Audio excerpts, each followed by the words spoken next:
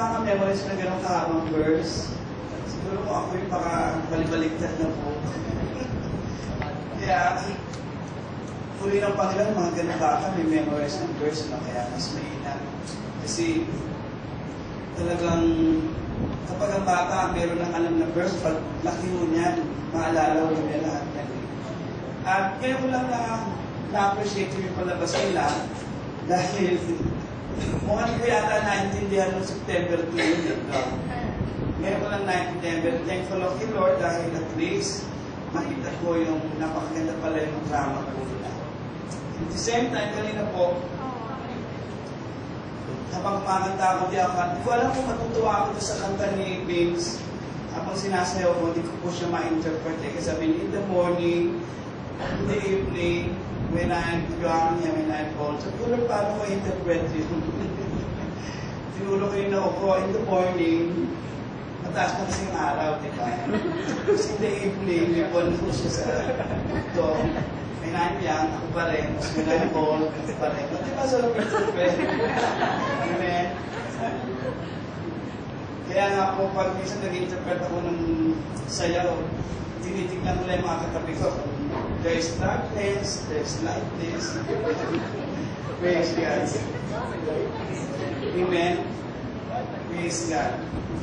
At natutuwa din po ako, nais ko magpasalamat sa Panginoon this day. I'm so very grateful sa nangyari po kagabi sa aming Music and Arts. Nagsimula na po akong mag-head ng ating Music and Arts.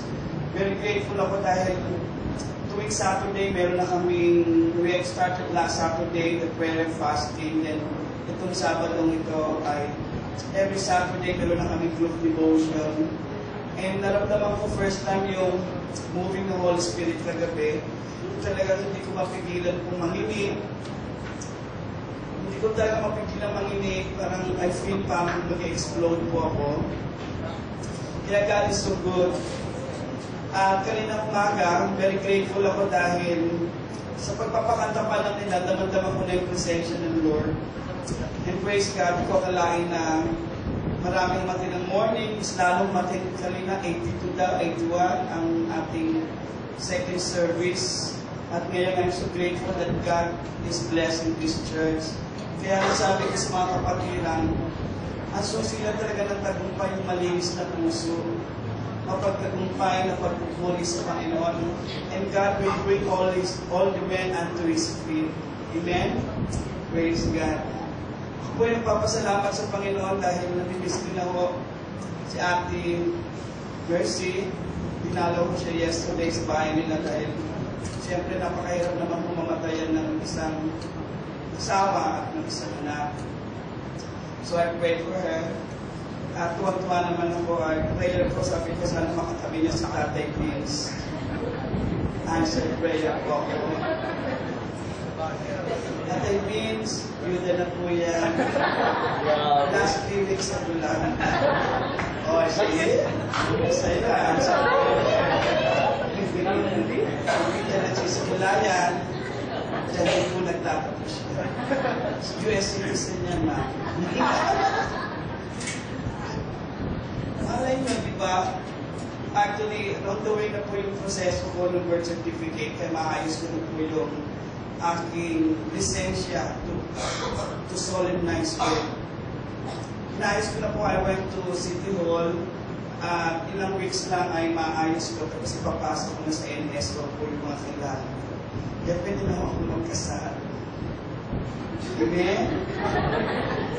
Praise God. At ang target ko po ay yung mga gusto kong lumigaya.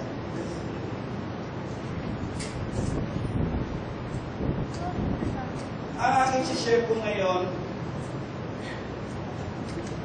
if I'm not mistaken, I already heard this sharing, but let me repeat this sa version na naintindihan ko rin po. It's all about the plan of God in our life. Ang plano ng Diyos sa ating buhay. So, the sermon title, bibigyan ko pa siya ng titulo ay Let Me Share This Way. And my title is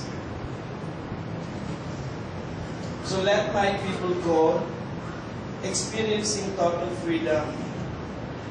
So let me share this in the version that the Lord has taught me. Amen. So let my people go, experiencing total freedom.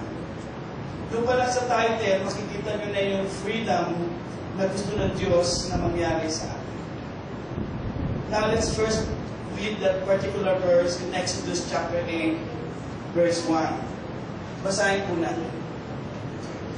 Then the Lord said to Moses, "Go to Pharaoh and say to him, this is what the Lord says, let my people go so that they may worship me." That particular verse is a very brief and concise, but very meaningful.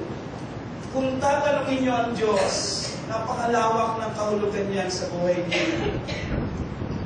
Basahin ulit natin na may buong puso. This is what the Lord says, let my people go so that they may worship me. So let my people go. The word go there is freedom and liberty. Ang salitang go, palayain niyo ang aking mga anak. Ang tinutukoy dito ay kalayaan. Kalayaan, freedom. And the end result of that freedom is that they will worship God. Natutuwa po ako sa Panginoon dahil makikita natin ang kwento sa Old Testament kung paano naging alipin ang mga Israelites doon sa kamay ng mga Egyptians. Lalo na po ang naghahari noon ay isang kilalang Pinapanginoon na ang pangalan ay si Pharaoh. At siya po ay very influential at mataas na tao, politikong tao na kinakatakutan, and who has the control over all the nations. Meron siyang control sa buong mundo. Tonight, ang gusto ng Panginoon ay ganito. Marami dito gustong makalaya. Gusto tayong bigyan ng kumpletong kalayaan ng Panginoon. Kalayaan sa kahirapan. Yes, God's desire for us is to be set free from the slavery of poverty. At hindi lang po yun, kundi enslaved po tayo sa mga bagay na gawa ng kalaban sa ating buhay. Ayaw ng Diyos na ikaw ay mabuhay sa isang Kristiyanong pamumuhay na para pang hindi ka umaangat. Hindi tayo nagmamature. God wants to set me from that stage. At ang gusto niya maging malala ka. Lalo na ang ating mga pag-iisip na nagito mga mindset na ito na naitanim ng mundo na naipamuhay natin, nagiging dahil ito upang tayo ay maalipin sa sakit karamdaman, sa kasalanan, sa bisyo. And God's desire is for you to let go and worship Him. Kasi, you know, this particular verse, gusto ng Diyos maging malaya ka. Mahirap kasi mag-worship sa Panginoon kung ang puso mo ay may bara at may mga bagay sa buhay mo na hindi sang-ayon sa Diyos. Because you're worshiping an omniscient God and all-powerful one. Kaya mahirap mag-worship. Kaya ang end result ng kalayaan, gusto ng Diyos maging malaya ka, maborn-again ka ng totoo. Hindi lang ikaw, kundi ang buong pamilya mo makalaya. Dahil ang uling resulta niyan, ikaw ay magpupuri sa Panginoon. Mahirap magpuri sa Diyos kung yung ikaw ay nabubuhay sa sobrang kahirapan. O sa mundo na kung saan marami kang kasalanan na gusto mo naman kumangat sa iyong Christian life, di ka makaangat-angat. Ang hirap mag-worship. Kaya ang end result tuloy, ayaw mo mag-worship. And then, nanglalamig ka na lang sa Panginoon. Nais ko lang pong bigyan ng konting paliwanag. Nang nagkasala ang tao sa mundo, tatlong bagay ang umaalipin sa atin. Unang-una, ang mundo. Ang mundo, inaalipin tayo. Mula nang nagkasala si Adan sa si Eva, pumasok na ang sumpa sa mundo. wala namang equip, no? Wala namang kalamidad sa panahon nila, Dan. Pero yan ay pumasok na. Bakit nagkaroon ng habagat? Nagkaroon ng muloy? Nagkaroon ng tsunami? It's because of sin entered the world. And God that curses the world. Kapag may problema ang mundo, halimbawa, nagkaroon ng problema sa ekonomiya ng bansang Pilipinas. Sino ba apektado? Diba ikaw at ako? Tama ba? Lalo na kung mag-lay off sa opisina, ikaw ang candidate. Amen? Kung mag-apply ka ng trabaho sa Pilipinas, kapag 40 pataas ka na, goodbye ka na. So napakaraming problema kapag bumagsak ang mundo. Lalo na ikaw ay nasa Africa, famine, ang mga lupa doon hindi namumunga ng mga palay, hindi namumunga ng mga puno, pati ikaw ay nasa sumpangin. Naintindihan niyo po ako? So dahil kapag may problema ang earth, pati tayo, tawid. Amen? Ang pangalawang agent ni Satanas, walang iba kundi yung ating flesh. Amen? Yung katawan natin, ang lupa, nagkasala yan. At naging alipin yan ng kasalanan. Kaya nga kapatid, minsan gusto mo na magbago, gusto mo na maborn again ng totoo, gusto mo ganang magpakatotoo sa Lord, pero hindi mo maawat ang mga mata mo, hindi mo maawat ang dila mo, hindi mo maawat yung isip mo, hindi mo maawat yung katawan mong gumawa ng mga bagay na hindi kalooban ng Diyos. Kaya ang pangalawang agent ni Satanas, itong katawan natin panlupa. Pangatlo, si Satanas mismo. Siya po ang pangatlong agent na nagko-control sa ating buhay. The first is the fallen world. The second is the flesh. While the third one is Satan himself.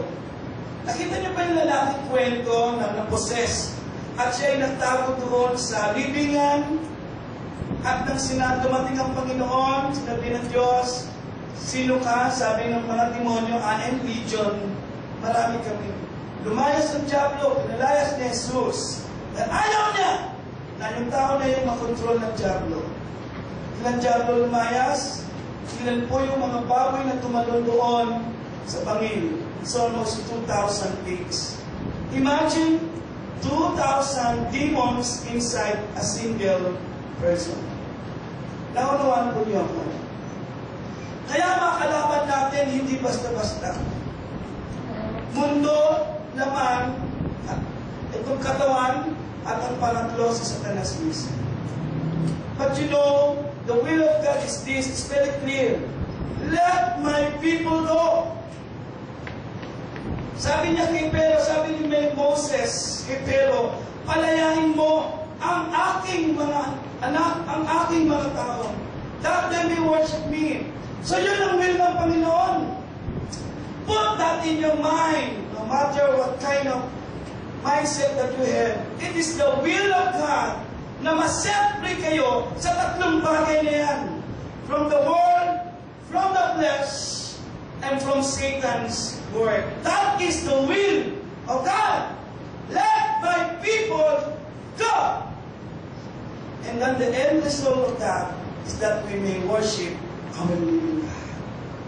Gusto ng Panginoon makalaya kayo. Mahirap magpuri. Kapag ang ulam na lagi at ligo sa umaga, ligo sa tanghali, ligo sa gabi. At least, nalinis kayo. Ligo-ligo kayo, di ba? Ang hirap magpuri. Kung alam mo, ang dami mong bayaran, kaya pasahod mo, nakalinya na. God wants to set you from the thing. Lalo na sakit karamdaman. Dahil sa mindset natin, parang welcome na ang karamdaman. Marami ng excuses. O, pabago-bago panahon, pabago-bago, kaya okay lang may sakit. The Lord wants to set you free from that kind of sickness. Ayaw niya tayong mabuhay sa mundo ng talunan. Gusto ka na maging malaya. So today, I'll be sharing to you different kinds of freedom. As I said, I already heard this sharing. But let me share this in the way I understood. First, ano ang will, ano ang klaseng control na gagawin ng kalaban sa ating buhay. Ang dahil yung Pharaoh represents Satan. He is a controller. Look, nag-deal si Moses sa kanya. Sabi na nga ni Moses, sabi ng Diyos ko. Ito ang sabi ng Diyos. But Pharaoh is not a God-fearing person. Wala sa Diyos. Kaya tandaan po natin, Pharaoh represents the enemy. So number 1 is this in Exodus chapter 8 verse 25. The Bible says, then Pharaoh summoned Moses and Aaron said, go sacrifice to your God here in the land. So, nang lumapit si Moses, sabi ng Panginoon ko, Diyos na kausap mo, pero palayain mo ang mga tao. Kalayaan ang kailangan ng tao para purihin nila at ako'y mapagliparan. Anong sabi ni Pharaoh? Sige, sige, sige. Pero dito, sa lugar ko, kayo mag-worship. You can worship, serve God under a controlled environment. Sabi ni Pharaoh that represents Satan, sige, palayain ko kayo, ha? Ayaw kayo malis. Ito na lang.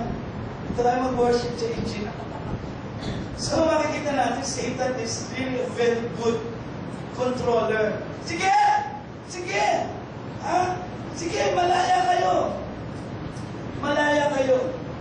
So makikita po natin dito, pero represents Satan, as I said.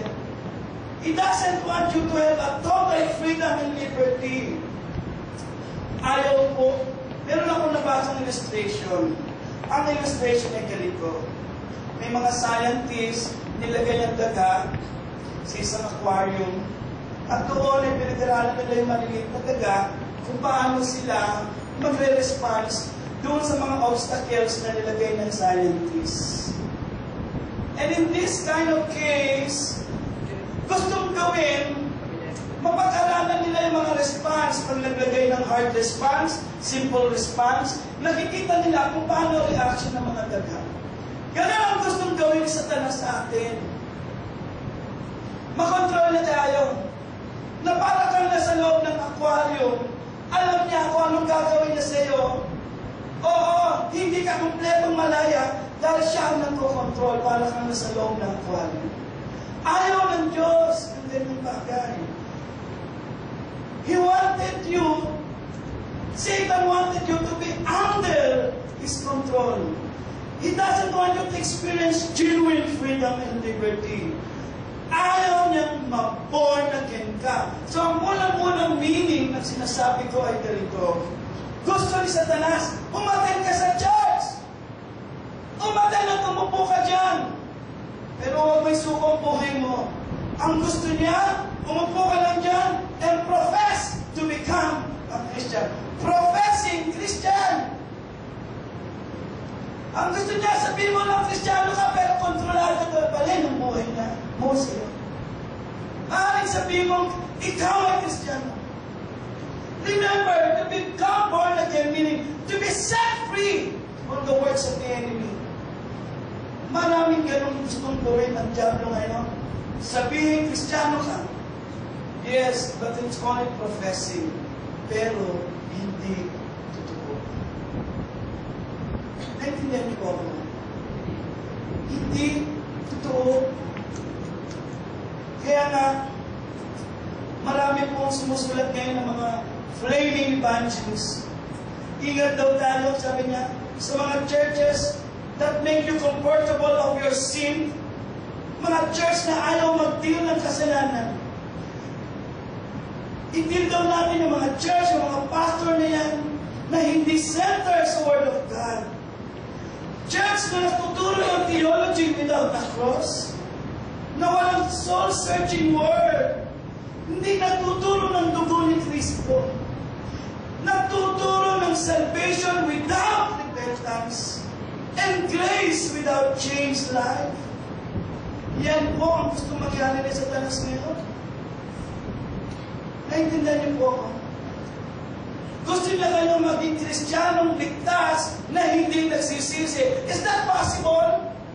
Gusto niya maging extreme ang definition ng grace without change, right? Pwede ba yun? Marami kayong pastor sa Amerika na tuturo nito. Nakunuhan po ako. They only feel about you, honey. Pero change that mo, hindi. Ayaw nilang masaktan ka.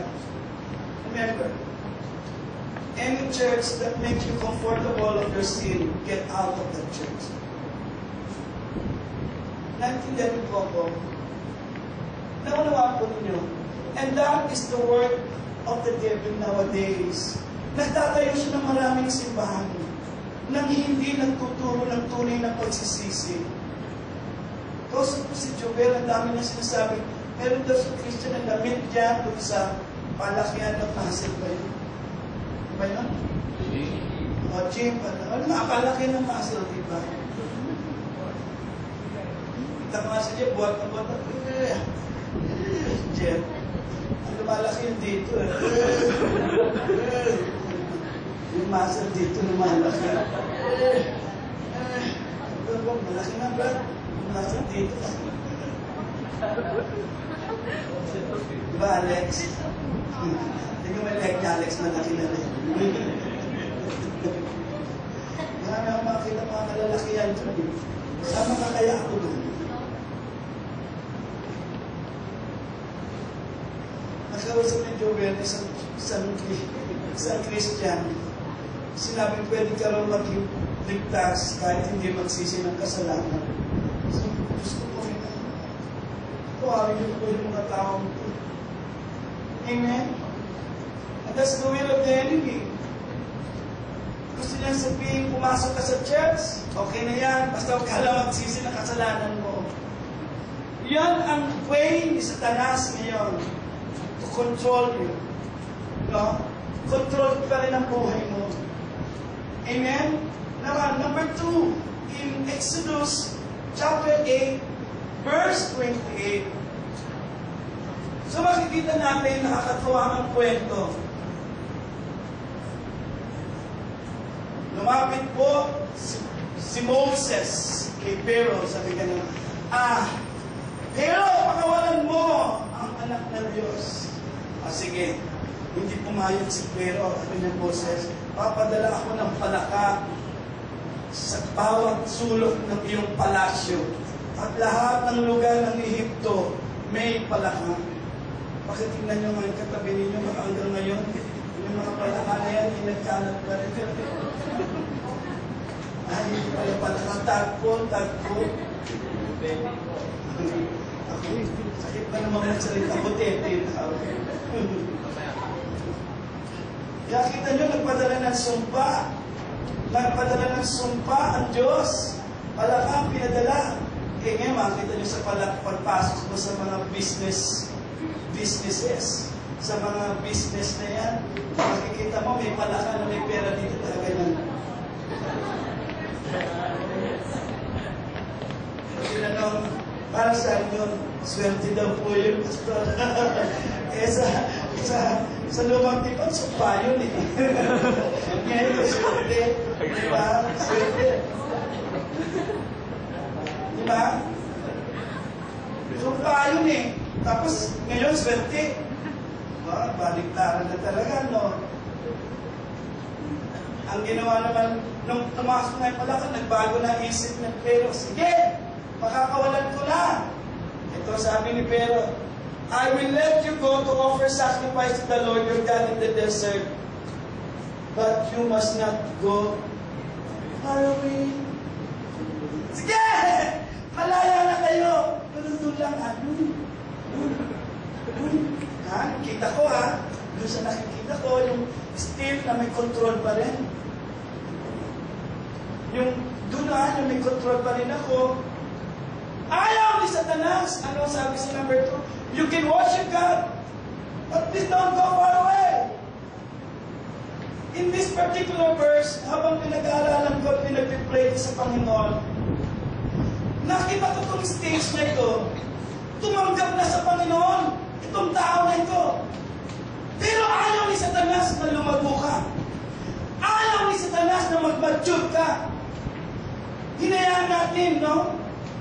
Hinahayaan, para pag ganito, sige, mag-born again ka. Pero huwag malalim, but not too far. Diyan ka lang, ha? Diyan ka lang, born again ka, pero hanggang diyan ka lang, ha? Without you knowing, ganyan ang ginagawa niya sa tala sa akin. He wants us to be born again, but not too far. He wants you to be born again, but not productive born again. Gusto ka niya maging born again, pero hindi ka matunay na malaya. Nakuha po ninyo ako, ano ang technique ni Satanas to make us unproductive? Usually, mga carnal stage Christian, worldly stage Christian. Amen? Ito yung mga worldly stage Christian. Mga carnal stage Christian. Kaya nga, kahapon, nag-iiyakan kami. Sabi ko doon sa music and art, God wants you to be separated from the world. God wants to use you. Lahat tayo, backup singers, song leader, instrumentalists. We should have this kind of life. Lalo pinag-pray ko yung anointing ng Lord, ang hinihiyak ko kay Lord. Mangyari nawa yung ginagawa namin kung panahon pa kami ng GIL. It was 1984. Pumapasok pa lang ako doon sa GIL. Napapaluhod na ako. Awit pa lang. Delivered na ako. Nag-aawit pa lang. Ano yung mga kanta noon? Paulit-ulit. God's not dead. He is alive. Yun lang ang kanta noon, pero delivered na ako. Why? Because of the anointing. And for us to have anointing, we must be separated from the world. Amen? Amen? And now for those carnal life and worldly life. Isa yung paraan. Kasi kapag worldly ka, one thing na ilalagay ni Sandala sa'yo, worldly wisdom. Kaya makikisa mo, Kristiyano na, katagal-tagal ng Kristiyano, hindi lumalago. Bakit? Worldly wisdom kasi ang utak, hindi godly. Naintindihan niyo po ako? Nanungaan po ninyo, katagal-tagal na natin Kristiyano, nasa carnal stage pa rin tayo. Enough for those things. Hindi niyo ba alam, tactic lang na Satanas yun para hindi ka mag-mature. Ito yung gusto niya mangyari. Sige, mag-born again ka, pero hindi ka malalim. Diyan ka lang, mababaw ka lang, ha? Sige, yun ang gusto po niya. Paano tayo lalalim? Kristiyano na tayo. Lalo na yung kaibigan ko, kapatid pa ng pastor. Talagang binigyan ko siya ng inbox message. Ano ka ba naman, Jojo? Kapatid mo ang ganda na sa akin sa Lord. Ano yung nasa profile mo? Nakalagay ka doon, Capricorn. Horoscope. The Capricorn said, today this is your fortune. Tinignan ko kadami-dami. Scorpion, nabasa ko tuloy yung horoscope ko. Basa na lang ako. Sayang. Siya ang kasalanan din ako. Ano kalala mo?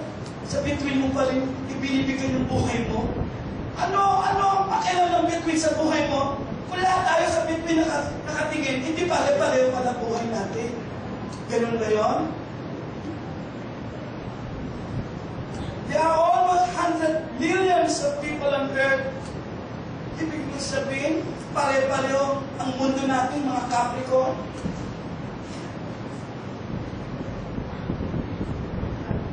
Huwag kong magagalit yung iba eh. Sabay Kristiyano na. Sabi sa akin, Pastor, pag-pray mo yung numerong kinaya ko sa loto. Nanalo po ako, bibigay ko po sa church. Sabay sinuhulan pa ako. Enough for these things. Paano ka lalago kung ang iyong kapalaran na kabasa sa numero? Don't base your faith according to numbers.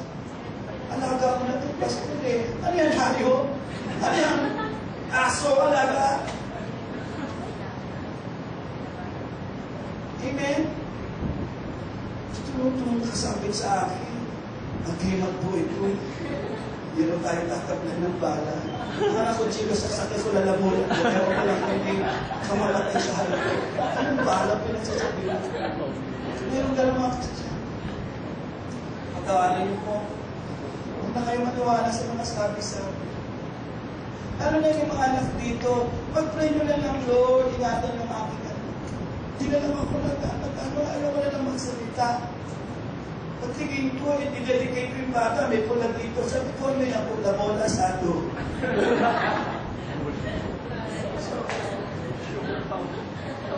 Diba?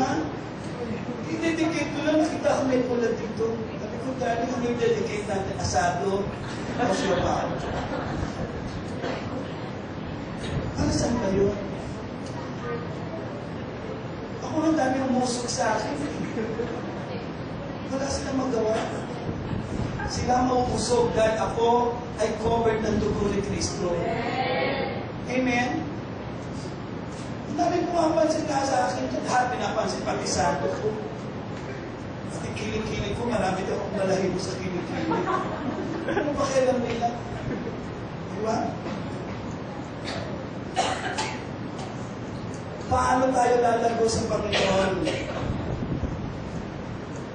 Kung yung carnal things, paano tayo lalago sa Diyos? Kung yung kaliwang mata natin, nanonood ng pornography, ang ating kamay gumagawa ng kahalayan, ang ating paa, ang ating bibig gumagawa ng mga makamundong bagay. If we live in this world of carnal world, di ka tayo lalago. Sasabihin sa Satanas, kunting kasalanan lang naman yan eh. O sige, lilitan ko yung salitang kasalanan. Sin is I-N. Maliit yan ha. Lakyan natin ng laki. S-I-N. Ano pinagkaiba?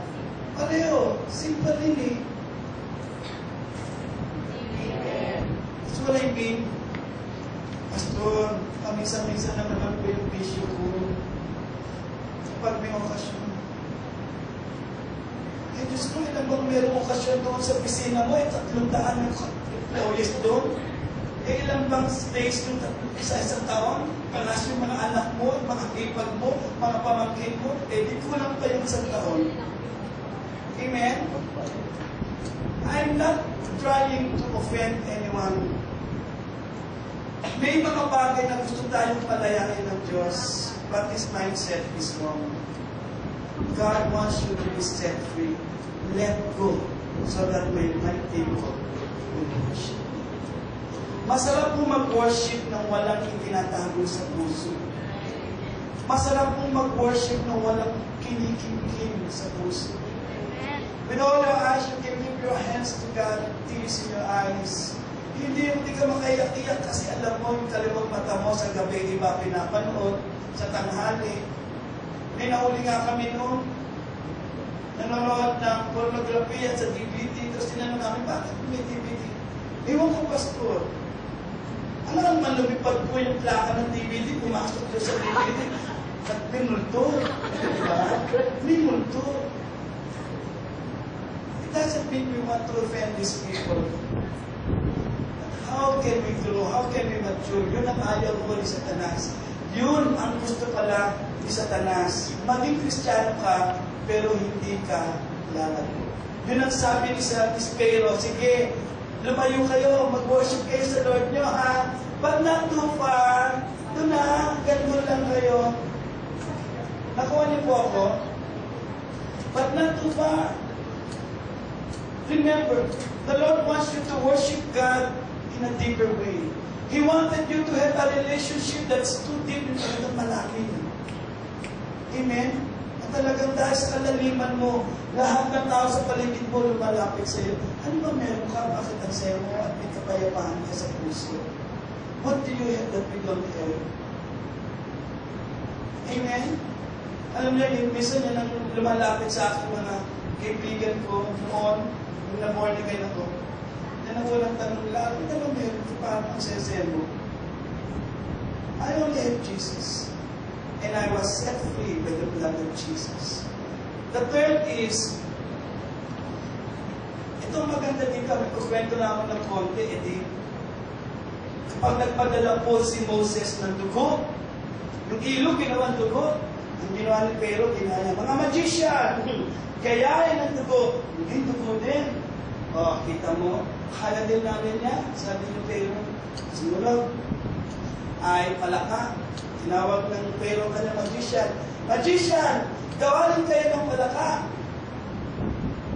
Nagkaroon ng palaka. Kaya din namin yan. Kaya hindi ko palalayain yung mga Egyptian, mga Israelite na yan. Kuto, ginaya nila yung kuto. Ganito, isa sa mga sumpa. Sabi ni Moses, gumawa ka ng buhangin, isabog mo sa hangin. Pupunta yan sa Egyptian, magkakaroon sila ng bigsa. Hayop hanggang sa tao, pipigsay ng kanilang buong katawan. Bigsa, sabi po ng Pero, tawagin ang mga magician naman, magikero, kayahin. Sabi po ng mga sundalo, hindi po maka-attend ang mga magikero. Bakit? May bigsa po sila. Alam na namin lahat sa paligid, tawa ako ng tawa, paano comedy? Pero totoo yun. Hindi ko maka-attend yung magikero natin eh. May bigsa sa buong katawan. Hiyang-hiya sila. At ang sabi ng magikero, totoo yung Diyos nila Moses. Dahil hindi na namin magaya ang mga sumusunod pang sumpa. Hindi, sige, palayain natin. Hindi humarap si Moses. Ito yung pangatlo. Sabi ni Moses, palayain mo. No! Have only the men go and worship the Lord, since that what you have been asking for. Then Moses and Aaron were driven out of the Pharaoh's presence. Sabi ganito, sige, makulit ka ha, sabi ganito kay Moses. Palayain natin, yung mga masasyonda lang ang alis, yung mga bata, maiwan, yung mga may lupa, layas na. Sige, dahil total naman, konti na lang ang buhay niya. Yung mga bata, yung mga anak mo, yung mga pamilya nyo, iwan ninyo. Nasaktan ako doon. Nung binasa ko niya doon, pihila itong Pero na doon, nandito lang ako sa palito. Matanda. Matanda pinapalaya. Yung bata, maiwan daw. Third things na gustong i-control sa Satanas ay, you can worship and serve God, but you cannot take your children with you. That is absolutely a lie!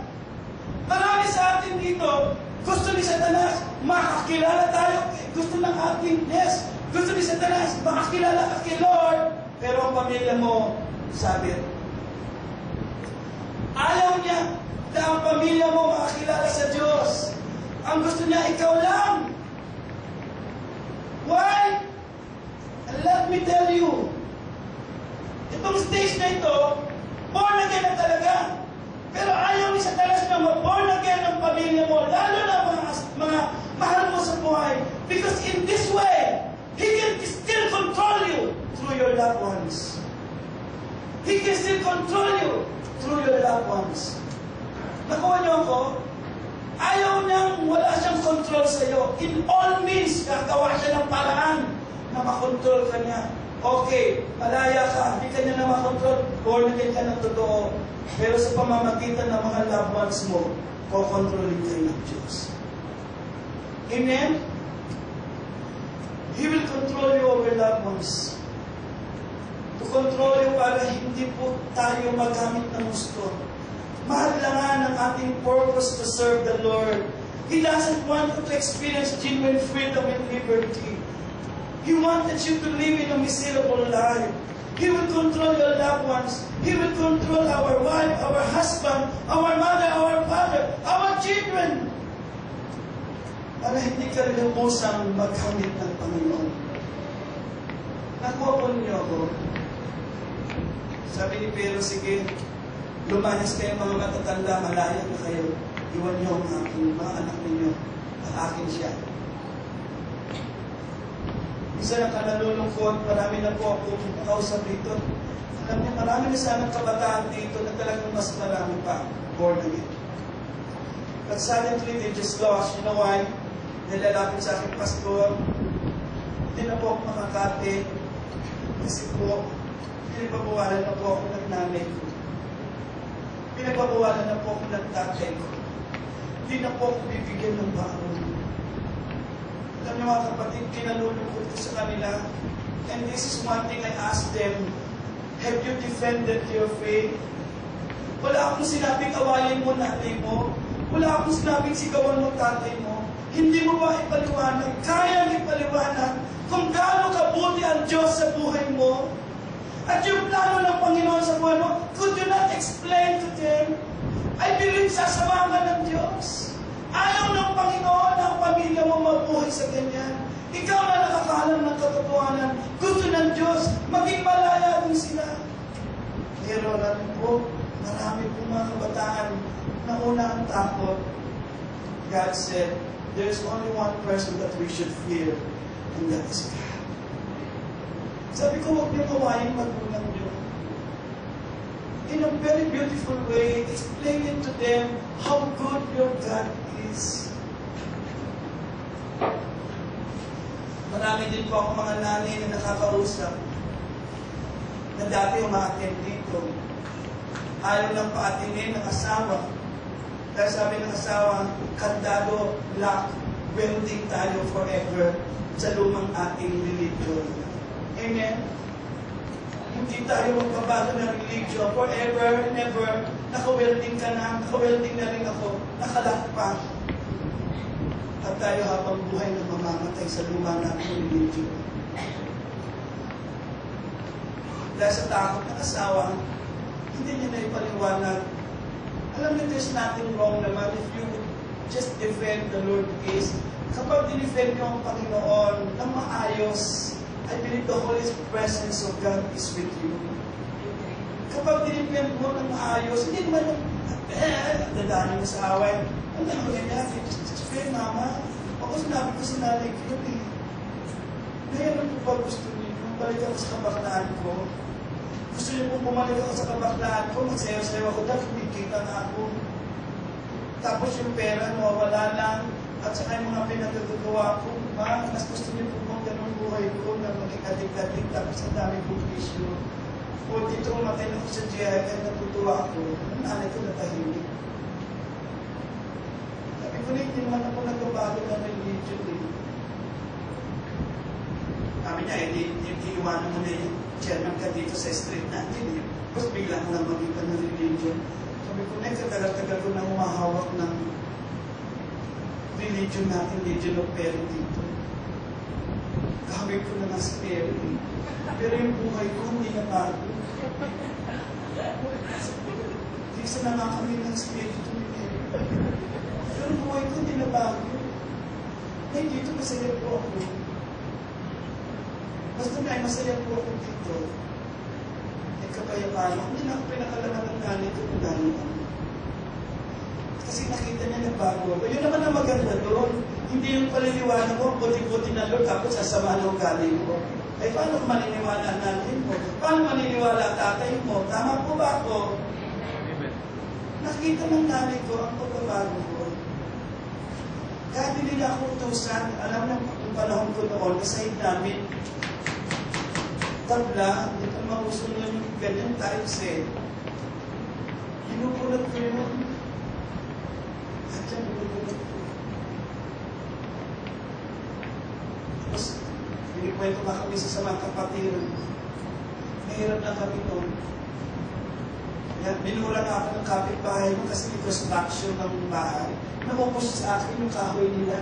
Akala ko kasi, tinatapon yung pala nilagay doon sa side. Kinukuha ko pang gatong.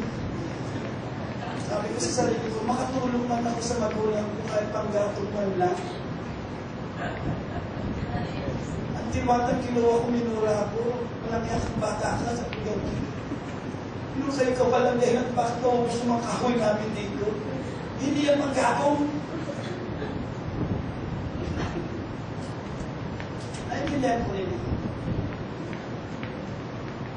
Explain your part, wife, husband, explain the calling of the Lord in your life. The Holy Spirit is with you. Don't let these people take full control over you. Otherwise, you will lose your dream, happiness, and peace. Naiintindihan po ako. Huwag niyo hayaan makontrol kayo ng mga tao sa paligid ninyo. Lalo na kung tinawag ka ng Panginoon at maglingkod. They have no right to steal your happiness. Explain to them, and God will be with you. Let's proceed to number 4, second to the last. In Exodus chapter 10, verse 24, ayaw pa rin pakawalan ni Pharaoh yung mga Israelites. Then Pharaoh summoned Moses and said, "Go worship the Lord. Even your women and children may go with you. Only leave your flocks and herds behind." Pang-apat ay ganito. You can worship God, but leave your possessions behind. Sabi po ni Moses, ay ni Pharaoh sa kanya, "O sige, makulit kayo, lahat na ng kuto at sumpa. Tinabla na kami. Malaya kayo. Sige, hala, alis!" Pero iwan na lahat ng ari-arian nyo. Amin yan. Amin yan. Iwan ninyo. Kinig kayo. You people I'm talking to you. Hindi gusto ng Panginoon na born again ka. At habang buhay ka na naghihirap. God wants to restore all the blessings to your life. Walang karapatan si Pharaoh o si Satanas to hold the blessings for your life. You deserve the best. You are the people of God. Hindi pwede, huwag kayong pumayag na habang buhay kayo sa poverty line at habang buhay kayong parang naghihirap ng walang katapusan. At hindi rin gusto ng Panginoon na habang buhay kayong alipin ng anumang kasalanan. He wants you to be free and be happy and have peace. He wants you to enjoy freedom and liberty. Gusto ng Panginoon yun. Pero Satanas, sige, ayan o. Maborn again kayo ha. Pero huwag niyo baguhin yung mindset ninyo. Basta ang tingin niyo sa sakit, regalo ng Diyos yan ha. At ang kahirapan na yan, hindi niyo pa na maghirap pa kayo. Spiritual ang magiging mahirap lagi. Gusto naman yun ang mindset na, no. May blessings na nakalaan sa'yo. Nagkikwento nga sa akin kanina si Noemi. Meron daw eagle na ang tingin niya sa sarili niya, wala na siyang kinain, kundi magkaway-kahit-kahit. Hindi niya alam. Hari siya ng mga ibon. He is an eagle to fly. Doon sa tuktok. Hindi mabukay ng bulati. Marami daw Kristiyano gano'n. Isa kang eagle, pero ang tingin mo sa sarili mo, manok. Noong nga, nag-iba, pero tandang, manok pa rin. Amen? You are an eagle to fly high. Ikaw ay dinisign ng Lord, matipad ng mataas. Hindi yung ego, kung hindi yung buhay mo. Naranasan mo yung blessings ng Lord. That is the design of God. Let go! Sabi na kay Pharaoh, wala kang kukunin sa mga anak ko. Yun po ang plano ng Panginoon sa atin. To have a good health, good family, good life, and that we may enjoy prosperity as well. Hindi yung prosperity sobra-sobra. Hindi naman gano'n. Amen? At ito yung pinaliwanag ko kanina din. There are many times in our life when being bondage, hindi nag-flow ang blessing sa atin. Why? Because we're so disobedient to God. Una yung mindset na, parang tanggap mo na lang na may habang buhay ka na lang may sakit.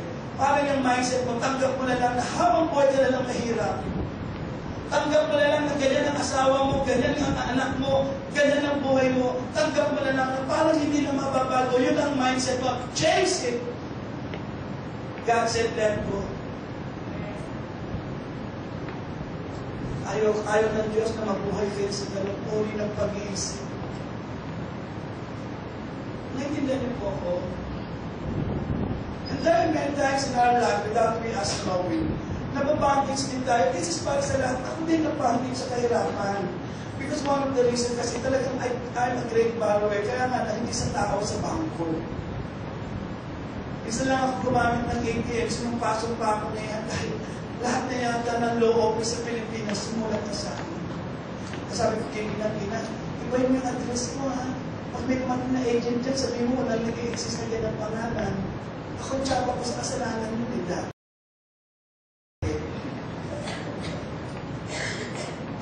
Sometimes we cannot be set free from poverty because we have a lifestyle na dapat mapaguhin. Kaya nga sabi ko sa mga kapatid natin, hindi lahat ng pangangailangan pangungutang natin. Kailangan magtiis tayo. Amen? At in-explain ko rin kanina, umaga, yung tinatawag ng covenant making.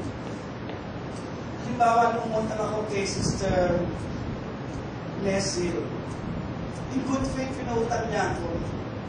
Naniwala siya sa akin, ako na nga ako. So, in between our transaction, in between our covenant making, mayroong tinatawag na covenant making sa Bible. Kasi noong unang panahon, wala namang printing press, wala namang black and white, wala namang attorney. So, usapang tao lang, tang-tutang, ino-honor ng Lord. So, no, in between transaction, the Lord is a silent witness. So, in good faith, pinutang po ako ng Nessie. Dumating ang panahon na dapat ko siyang bayaran pero hindi ko po naibigay. Humingi siya ng katarungan. At kaya nga sabi ng Panginoon sa Book of James, let your yes be yes, and let your no be no. Because in every covenant that we release in our tongue, pananagutan natin sa Lord Jesus. Eh sa dami ng inatangan mo, hindi mo lang nagawa yung covenant na dapat mong gawin. Ano ang mangyayari ngayon sa paligid ko?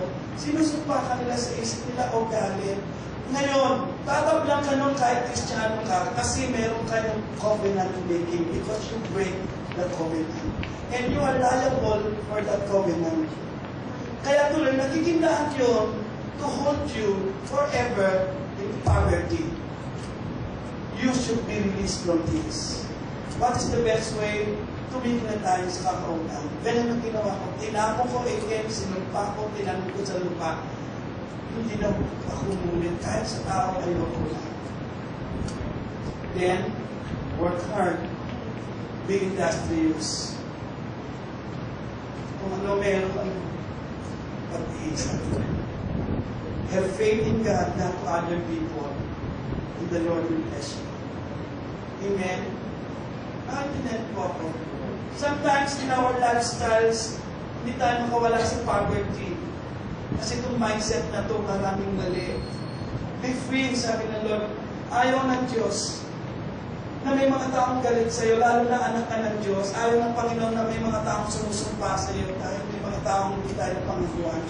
What you should do, come to these people and say, sorry, hindi ko na talaga kayang bayaran. Please share done your part. Rather than, these people are expecting nothing in return. Diba? Nag-expect sila pero nothing kasi hindi mo naman bayan. So better say sorry at paliwanag sa kanila at marilis ka sa galit nila. And then that is the time you will see the Lord will bless you. Amen? Maniwala mo sa akin. There is something spiritual bondage kapag lagi kang nakabaon sa utang. That leads you to slavery of poverty. In this church, I want you to experience prosperity. Lahat kayo. Wala akong pinipersonal dito, lahat tayo.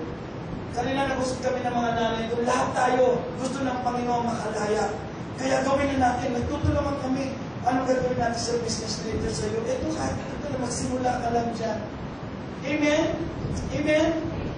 This is a long story. Hindi ako magpapaliwanag nito. Basta ang ganais ko lang bigyan ng diin. Ang gusto ng Panginoon, ang gusto ng Diablo, maging Kristiyano ka, pero wala kang material possession, wala kang material blessing. Pwede ba yun? Sa iyo yan eh. Karapatan mo ang kinin ng blessings. Kaya lang gawin mo ang dapat mong gawin. para hindi ka na mabandage sa poverty. Amen? It is upon your hands kung ano ang gagawin mo. Kaya kapatid, good health, pangako ng Lord yun eh. By the stripes of Jesus, you are healed. Tagal ko na nabibigyan. Kapatid, kaya po hindi ito nagkakaroon ng manifestation sa iyo. Wala na kasing dating sa iyo ang pangako ng Diyos. Laki mong isipin niya, by the stripes of Jesus, I am healed. Tinalayan ako ng Panginoon. Amen? And let me end in this. Number 5, ano ang plano ng Lord sa iyo? Ito, balik tayo sa title. In Exodus 8:1, let my people go, that they may worship me. That is the plan of God. Ay, sulat ba yung Galatians 5:1? Look, it is for freedom that Christ has set you free. Stand firm that, and do not let yourself be burdened again by the yoke of slavery. Sabi ng Diyos, pinalaya ko na kayo. At ayoko kayong maalipin ulit. It is the will of God na makalaya kayo dyan sa inyong problema. At ano ang sabi ng Panginoon kay Moses? Nag-aalinlangan si Moses, makalaya pa ang mga tao. Exodus 6:1. Sabi ng Panginoon kay Moses, then the Lord said to Moses, now you will see what I will do to Pharaoh. Because of my mighty hand, He will let them go. Because of my mighty hand, He will drive them out of this country. Because of God's mighty hand, you will be free. Yes, your family indeed. Kasama ng mga mahal sa buhay. Ito ang gusto ko pong sa kwento na ito na nakita ko na kinatutuwa. Lahat ng sumpa pinadala ng Diyos sa Pharaoh. Pati kamatayan ng buhay ng mga anak nila kapalit lang ng kalayaan ng anak ng Diyos. Kaya walang sino ng diablo nilikha sa mundong ito ang may karapatang umalipin sa iyo. Wala kahit sino man. Anything that will bondage you, anything that will enslave you, anything that will control you, ayaw ng Diyos. Gusto niya maging malaman. Amen? So that the end result ay mag-worship mo ang Panginoon. So tonight, gawin natin personal. Kung may mga umalipin pa sa buhay natin that led us to sin, that is not the will of God. Ayaw ni Satanas na mag-mature ka. Gusto niya mabuhay ka forever sa carnal at worldly stage niya. Be free. Ayaw ng Lord yan. Let go, sabi ng Panginoon. Kung may buhay tayo sa pamilya natin na nagigindaan, ayaw niya ng Diyos yan. Gusto ng Panginoon pati pamilya mo na malaya. At kung sa palagay mo maghihirap ka forever, huwag ka nang ilagay mo sa utak mo, kapatid. Kahit tayo man sa pinakamahirap na lugar na katira, meron ka pa rin karapatang mangarap sa buhay mo. God said, be free. Amen. So natin personal, paglabas ng ating dito sa ating church na ito, don't think that something personal is going on here. Have a teachable heart and be humble. I firmly believe you will receive more than the blessings, more than you expected. Maging teachable lang tayo and humble in the sight of the Lord. Tayo po'y tumayo.